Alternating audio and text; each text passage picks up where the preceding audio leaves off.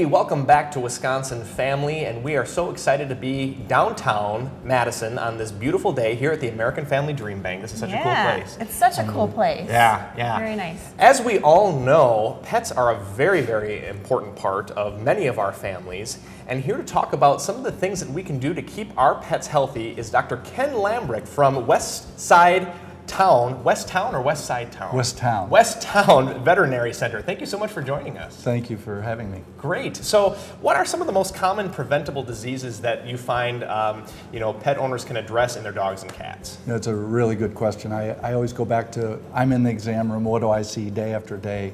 And it would be dental problems and overweight pets. Candidly, really? Those are the two top things we see. I find that so surprising too, that because weight is so manageable, you would think.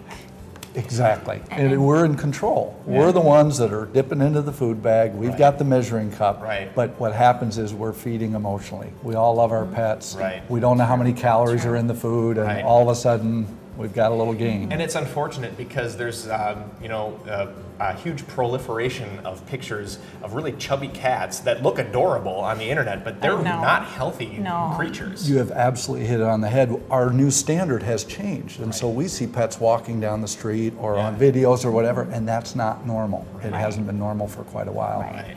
And let's talk a little bit specifically to different times of year. So right now, what are some of the most common problems that you're going to be seeing summertime? We're seeing a lot of seasonal allergies related to pollens, that sort of thing. We see a lot of ear infections related to that. We luckily don't see a lot of fleas, but we do see a lot of ticks.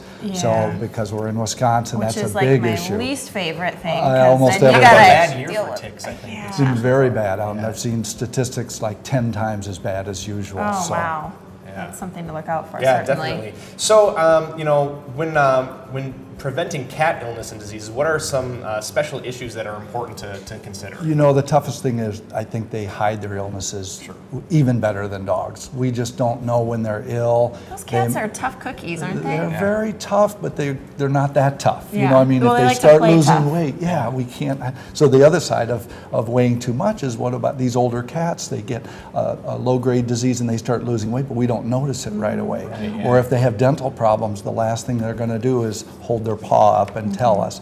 Maybe you'll see something at the food bowl, but probably nothing at all. So we have to be very, as pet owners, I have 4 cats myself, we have to be very astute as to their habits. Where are they sleeping? Are they eating the appropriate amount? Is their litter box habits normal? All those things. Proactive is important. Very proactive. Yeah, because to your point, they don't whine and cry and things like dogs sometimes do when they're in pain or hurting. All or not feeling nonverbal, right. and again, think about it. In the wild, they were the survivors. They would not want to let anybody know that they're ill. That makes sense. That's a really good point. I never thought about that. So let's talk a little bit about pet parasites and sort of the nuances of fleas you mentioned aren't maybe as prevalent right now, but let's talk about prevention.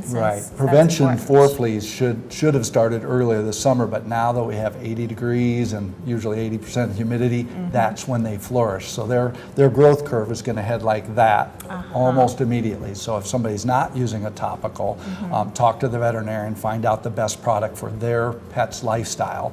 But be very careful not to use dog products on cats. That can be dangerous. A lot of the over-the-counter products aren't quite as good as they look, or they're older, or there's newer products, especially for ticks.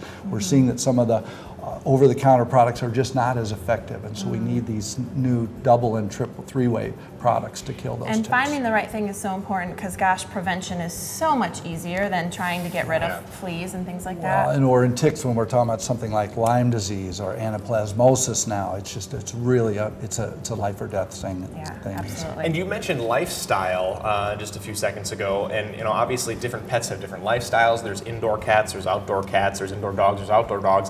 What are how does a pet's lifestyle dictate what their preventative care needs are? Really good question. If I find out that a client's going up north to camp with their dog, my tick tick radar goes off. Although it's bad here in Madison too. I travel with my cat, so I have to use different products on her and a different awareness than other people do. So you really have to find out, is this when the flu thing came to town. Yeah. We had to say which dogs are really at risk. Well, it's the dogs that are going to daycares, dogs that are being groomed, those sorts of things. If a dog is at home all the time, that may not be a candidate for that vaccine or that prevention. And let's stay on dogs for our last minute here and talk a little bit about different breeds. So lots of dog owners out there. Do the different breeds affect sort of how they're cared for and their wellness and prevention? It really does. If you take a breed like a Labrador Retriever, they have hip problems, they've got some elbow problems. They, above all breeds, need to be very lean. They can live longer, but they've proven that that breed will have less orthopedic disease if you just keep them lean their whole life. Not only will they live about 2 years, 2.5 years longer, but they'll have less of those diseases that affect that breed. If we're talking about a Maltese or a Shih Tzu or something like that, it's dental issues because that little jaw is all crowded together, same number of teeth, but the teeth are going sideways, and so that we're going to talk dentistry earlier than we are with the Labrador. You have to be up on so many different things. And We breeds have and things going on. 236 different breeds of my dogs. Well, I'm glad you're keeping up with it over at West Towne Vet so that we can just come and see you. Well, Dr. Ken Lambert from West Towne Veterinary Clinic, thank you so much for joining us today. Thank you. It's been my pleasure. Don't go away. We've got more Wisconsin Family coming up right after this. Stay with us.